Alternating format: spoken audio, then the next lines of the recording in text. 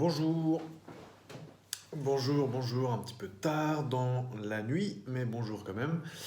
Bonjour Bertrand Mario, avocat à la cour. Aujourd'hui, nous abordons une question intéressante et juste une petite remarque en passant.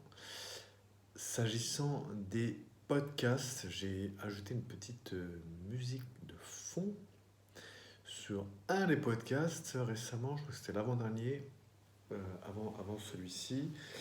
Et voilà, si c'est convaincant pour vous, si ça vous plaît, eh bien, je continuerai. Sinon, je laisserai sans. J'avais mis ça, j'avais mis une musique de fond dans les premiers podcasts. Voilà, et j'avais ensuite cessé. Donc voilà, si vous trouvez que c'est pertinent, que ça vous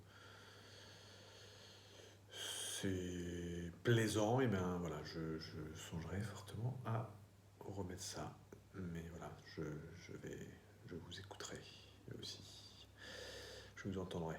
Voilà, donc aujourd'hui, notre sujet du jour, c'est pourquoi les obligations de publication d'une fondation sont-elles si importantes? Alors pourquoi les obligations de publication d'une fondation sont-elles si importantes? Comme nous l'évoquions, s'agissant des associations sans but lucratif notamment, c'est après les ASBL, et contrairement à ce que l'on peut entendre ici et là à propos des entités sans but lucratif, le manquement aux obligations de publication pour une fondation peut avoir des conséquences fâcheuses. Et vous pouvez vous reporter à nos articles précédents, notamment l'article « Quelles sont les conséquences liées au défaut d'accomplissement de certaines formalités pour une ASBL ?» et à un autre article intitulé « La modification des statuts d'une fondation ». En effet, une fondation qui manquerait ses obligations de publication des statuts, des modifications apportées aux statuts ou encore de la publication des comptes se verrait dénuée de capacité juridique active. En d'autres termes, elle ne pourrait plus se prévaloir de la personnalité juridique à l'égard des tiers. Et elle ne pourrait plus, donc en d'autres termes encore, ester en justice, c'est-à-dire qu'elle ne pourrait plus initier aucune action en justice. Subsidiairement, vous pouvez vous référer notamment à l'arrêt de la Cour administrative du 1er février 2007, 21364C, et en d'autres termes encore, et dans une certaine mesure, si ces formalités de publication n'étaient pas respectées, elle n'aurait plus d'existence juridique à son profit. Tout simplement une fondation qui n'exécuterait pas ces obligations de publication aurait un peu les inconvénients sans les avantages. Voilà. Parce que, encore une fois, enfin, autre conséquence néfaste du défaut d'accomplissement à toutes les formalités de publication pour une fondation, c'est qu'elle pourra par contre se voir reconnaître une capacité juridique passive. Vous pouvez voir à cet égard à l'arrêt de la Cour du 21 mai 1996. Et autrement dit, un tiers intéressé pourra attaquer une fondation comme si cette dernière avait la personnalité et non l'inverse.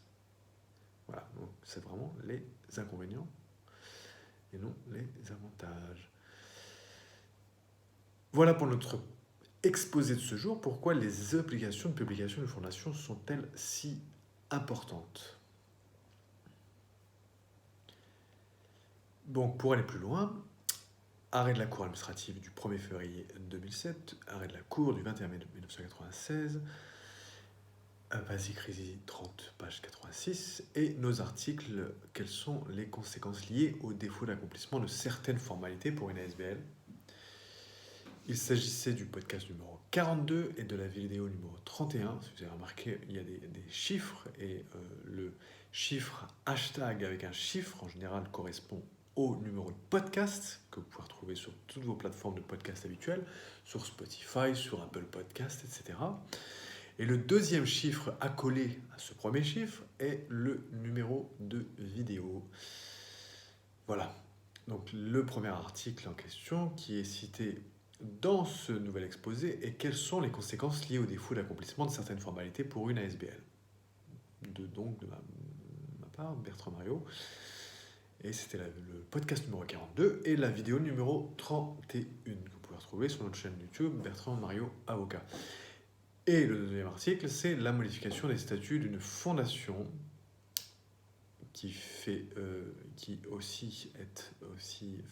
l'objet d'une vidéo, d'un podcast et d'une vidéo, et d'un podcast numéro 18 et d'une vidéo numéro 7, qui portait à l'époque le numéro D7, parce que, comme certains peut-être vous le savez, D7 c'était